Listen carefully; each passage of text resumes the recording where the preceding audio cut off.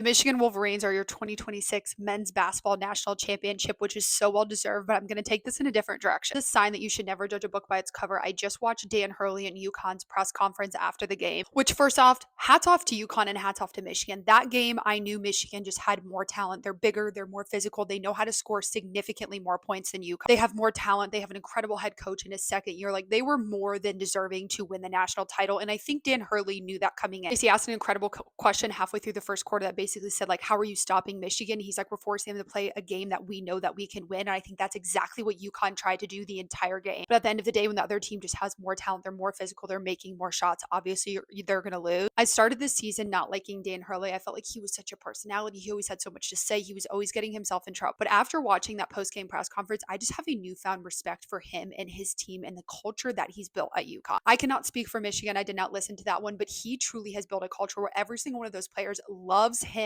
They love their teammates and they just want to win for UConn. For what your feelings are about him, it's just a reminder to keep an open mind because he truly cares so much about his team.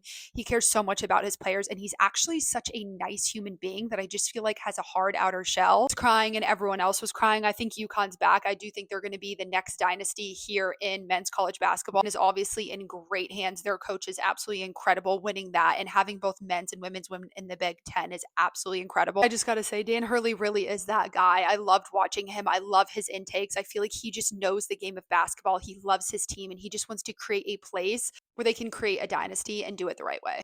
And that's final for basketball season. Bye.